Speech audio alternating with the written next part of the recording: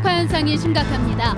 이공계는 높지만 인문사회 계열은 전체 평균보다 낮아 학생 모집에도 어려움이 예상됩니다.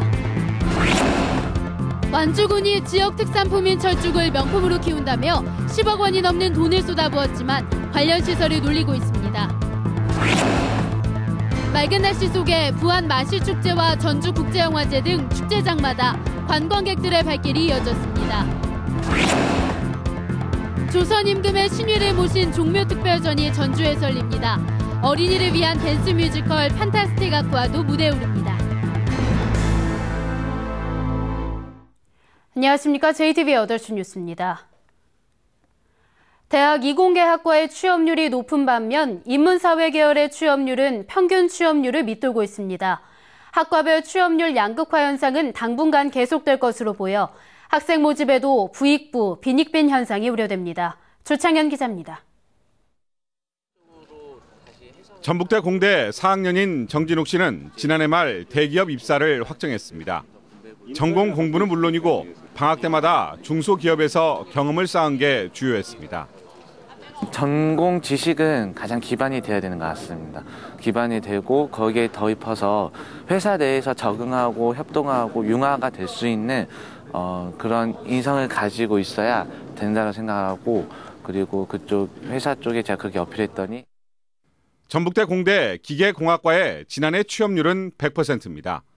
해마다 졸업생의 60%는 대기업에 취업해 취업의 질도 매우 높습니다.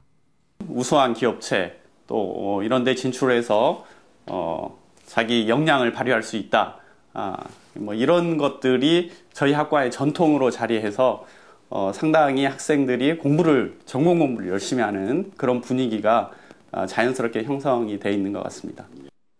이 밖에 섬유 소재 시스템 공학과의 취업률이 94%를 기록하는 등 공학계열 취업률은 평균 70% 이상을 웃돌고 있습니다. 반면 인문사회계열과 상경계열 학과의 취업률은 크게 떨어집니다. 경영학과가 45%, 인문사회계열은 38%로 전북대 전체 평균 취업률보다 낮습니다. 관련 분야 일자리가 적은 데다 기업들이 직원 채용에서 인문학적 소양을 지닌 엔지니어를 원하는 것이 이유입니다. 자기 분야만을 고집할 것이 아니고 상업계열이나 공업계열의 그런 취업에 도움이 될 만한 그런 분야와 융합할 수 있는 그러한 교육과정을 준비하는 게 좋을 것 같습니다. 이공계 취업률 쏠림 현상이 지속되면서 우수학생 유치와 학과별 모집 경쟁률의 부익부, 빈익부 현상은 당분간 이어질 것으로 보입니다. JTB 뉴스 조창인입니다. 국토부의 KTX 논산훈련소역 추진 과정에서 전라북도만 피해를 볼 수 있다는 우려가 커지고 있습니다. 충청권은 KTX 논산훈련소역 신설로 지역경제의 활성화를 기대하고 있고, 광주와 전남은 논산훈련소역 신설에 반대하지 않는 대신 각각 송정역에서 광주역과 목포역에서 무안공항까지 연장을 요구하는 방식으로 실리를 챙기려 하고 있습니다. 그러나 전북은 광주, 전남과 달리 실리를 챙기기가 쉽지 않아 충청과 호남권 가운데 유일하게 KTX 논산훈련소역 신설에 반대하는 등 어려움을 겪고 있습니다. 예비 타당성 조사가 이루어지고 있는 전북의 대형 국책사업 3개가 모두 국회 농림해양수산위 소관이어서 전라북도 의원들의 역할이 중요해졌습니다. 사업비가 2,476억 원인 새만금 수목원과 1,014억 원의 새만금 간척사 박물관, 그리고 550억 원의 식생활교육문화센터는 정부의 예비 타당성 조사를 통과해야 예산을 배정받을 수 있습니다. 이들 사업의 예산을 심사할 국회 농림해양수산위원회는 최규성, 유성엽, 박민수 등 전라북도 의원 3명이 배치돼 이들 의원들의 활약에 따라 국가 예산 확보가 좌우될 것으로 보입니다. 완주군이 지역 특산품인 철쭉을 명품으로 키운다며 10억 원이 넘는 보조금을 쏟아부었습니다. 하지만 관련 시설은 문이 닫혀 있고 철쭉 쉼터는 엉뚱한 용도로 둔갑해버렸습니다. 보도에 정윤성 기자입니다. 2010년에 완주군이 보조금을 들여 지은 철쭉 시험관입니다. 철쭉이 가장 화려하게 필 때지만 화분에 담긴 철쭉 꽃잎은 대부분 시들어 말라 죽었습니다. 철쭉 화분에는 품종 안내 표시도 없습니다.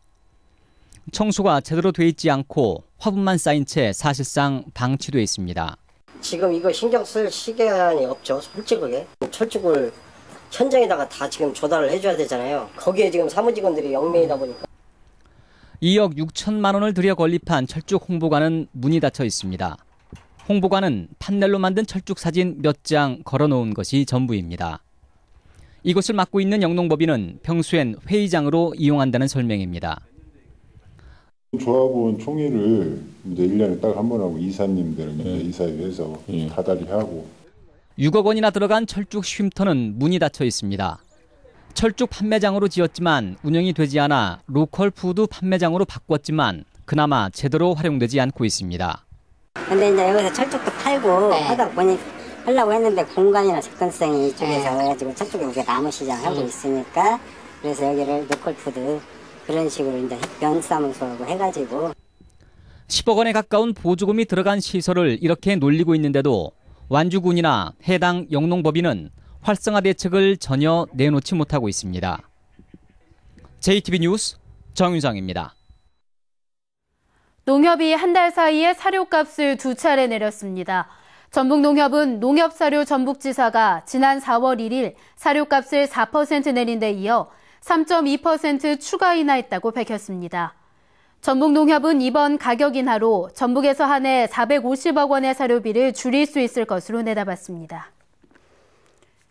올해 전북의 마늘과 양파 재배 면적이 10% 넘게 줄었습니다. 호남지방통계청은 올해 전북의 마늘 재배 면적이 601헥타르로 1년 전보다 11.1% 줄었고 양파도 18.3% 준 1,352헥타르에 그쳤다고 밝혔습니다. 통계청은 지난해 가격이 떨어지고 연작 피해 우려 등으로 마늘과 양파의 재배 면적이 줄었다고 분석했습니다. 부안의 자연과 문화를 소재로 한 마실축제가 막을 올렸습니다. 개막 이틀째를 맞은 전주국제영화제에는 영화 팬들의 발길이 이어졌습니다. 정원희 기자입니다. 신명나는 풍물과 함께 5가지 복을 상징하는 행렬단이 퍼레이드를 펼칩니다.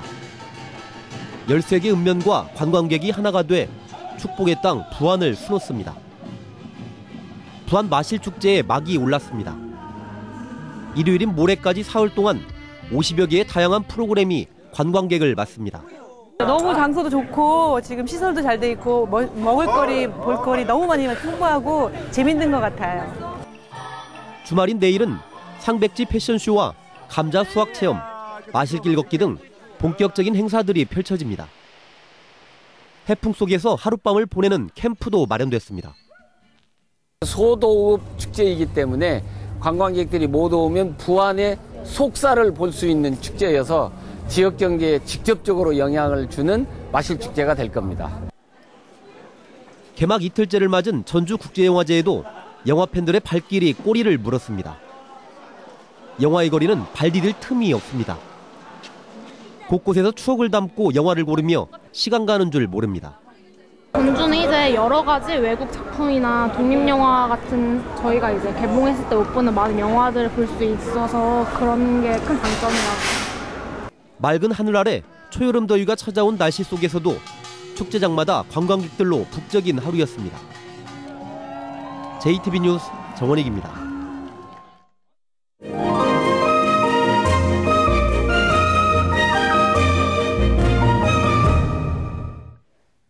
조선 임금의 신위를 모신 종묘특별전이 조선왕조의 본향 전주에서 열립니다. 어린이를 위한 환상적인 댄스 뮤지컬 판타스틱 아쿠아도 무대에 오릅니다. 문화가 소식 하원호 기자입니다.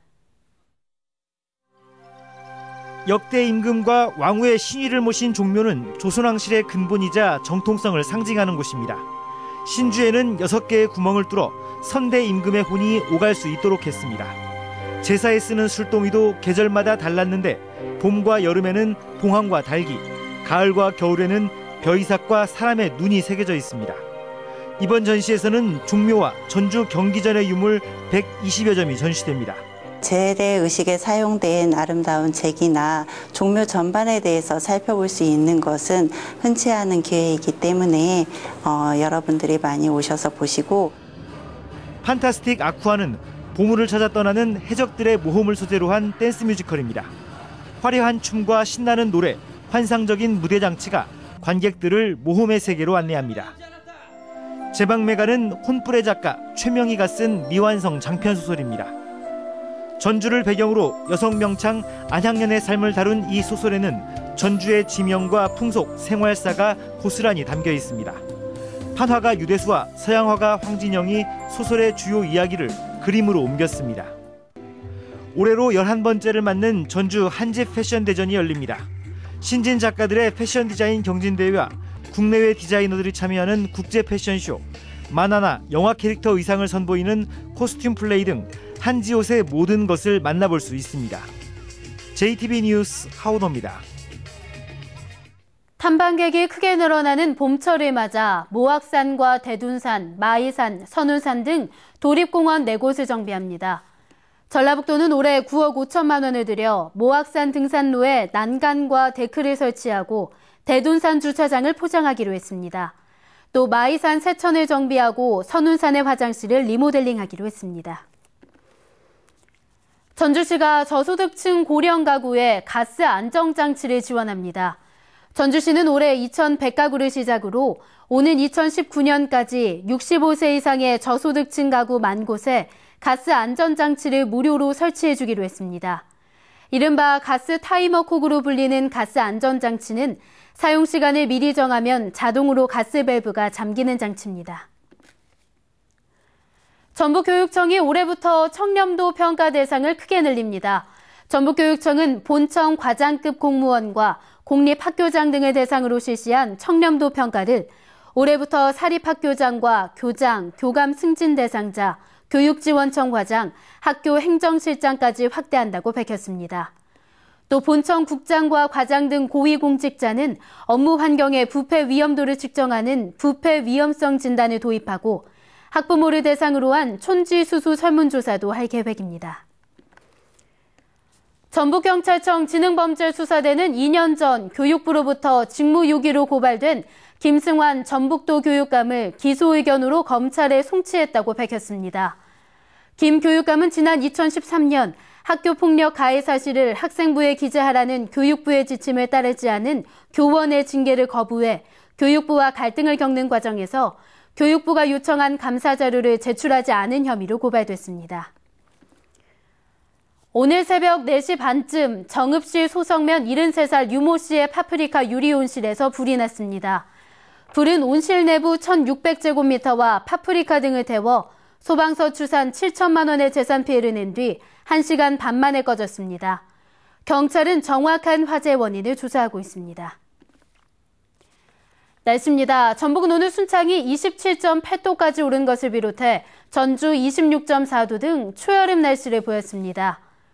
주말인 내일은 대체로 맑다가 오후 늦게부터 점차 흐려지겠습니다. 아침 최저 기온은 10도에서 14도, 낮 최고 기온은 23도에서 28도로 오늘과 비슷하겠습니다. 밤부터는 비가 내리기 시작해 일요일인 모레까지 이어지겠습니다. 예상 강우량은 10에서 30mm입니다. 전주기상대는 비가 그친 뒤에는 당분간 낮 기온이 평년 수준을 유지할 것으로 내다봤습니다.